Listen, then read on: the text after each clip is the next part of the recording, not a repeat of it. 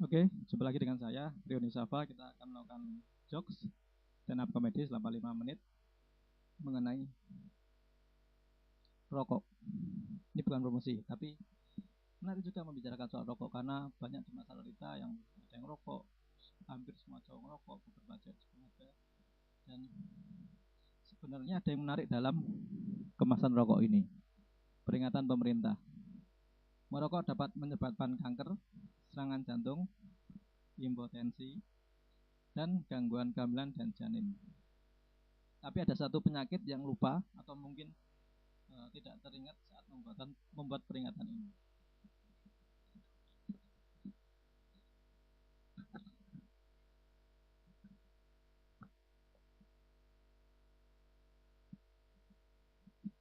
Rokok ternyata menyebabkan penyakit lupa. Orang lupa bawa korek, minjem teman dan sebagainya. Soal rokok ini ada teman saya yang dia sangat membenci pabrik rokok. Suatu sore dia ngobrol sama saya. Sebenarnya saya tuh benci dengan pabrik rokok. Saya nanyakan, kenapa dengan pabrik rokok?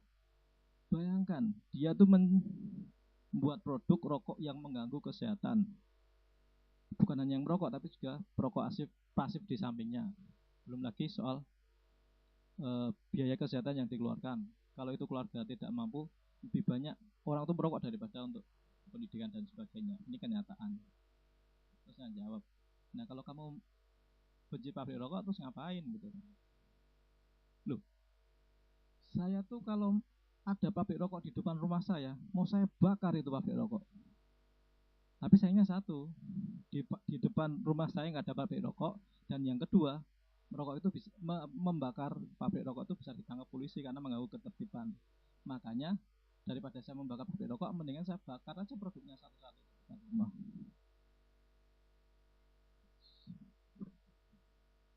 Ternyata teman saya itu juga perokok berat, cuman alasan aja dia ke sana. Kemudian ada lagi teman saya satu lagi, dia juga perokok berat. Sampai suatu hari dia disadarkan oleh majalah kesehatan.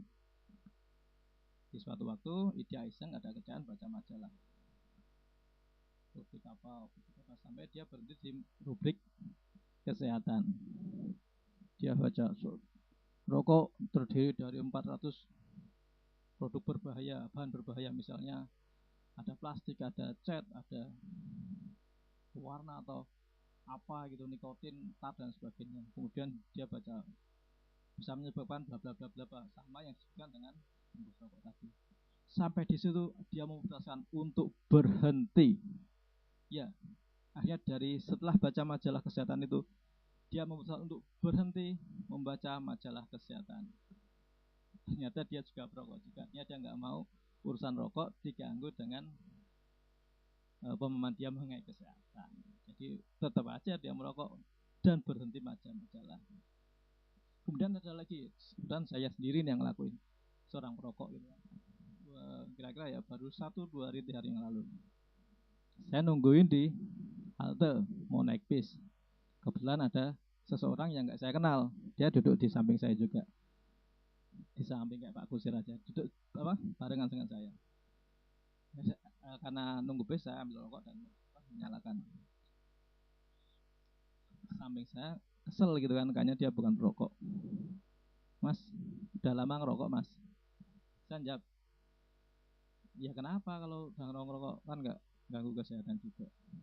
Sorry, nggak ganggu lu juga gitu loh. Terus dia jawab, masnya pernah membayangkan nggak berapa juta yang dikeluarkan untuk rokok?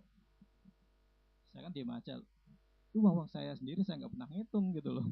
Ya, akhirnya dia jelasin pakai kalkulator gitu. Masnya sehari habis berapa? 2. Saya jawab ya. Masnya sehari 2 bungkus, taruhlah sebungkus 10.000. Masnya udah ngelarin 20.000 per hari, dikali 30 hari selama sebulan, 600.000, dikali 12 bulan selama 1 tahun, 7,2 juta. Kalau masnya katakanlah tidak merokok selama 3 tahun, masnya nggak perlu nggak perlu antri di bus, bisa pulang bawa motor mas gitu, punya motor sendiri. Saya juga kesel kan, tak tanya sama yang teman di sebelah saya, masnya ngerokok nggak? Jawab enggak. Udah punya motor belum? Ternyata dia nggak punya motor dan ngomong doang gitu loh. Ya kalau dia nggak ngerokok harusnya bisa ngasih teori itu, dan dia nggak punya motor sendiri dan nggak perlu naik bis. Nah, logikanya kan gitu, tapi kan ternyata logika kan nggak jalan gitu loh.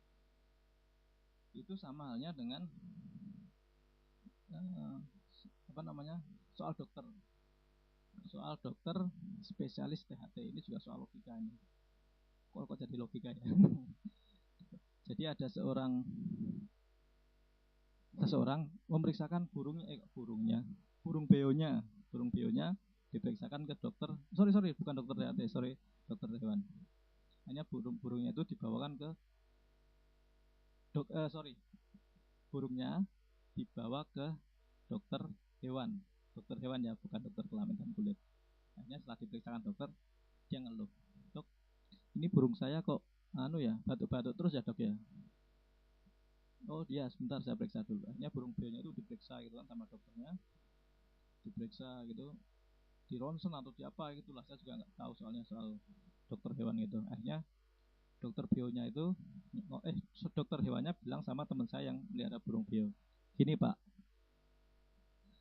sebenarnya untuk menyembuhkan burung beo ini gampang sekali pak, bapak menghentikan rokok saja pak.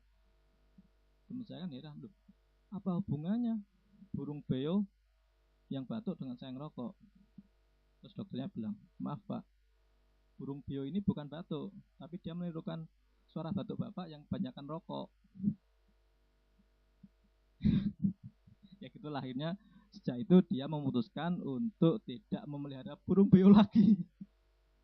Karena ternyata ribet punya burung beo itu. Soal rokok lagi, ngomongin temanya rokok.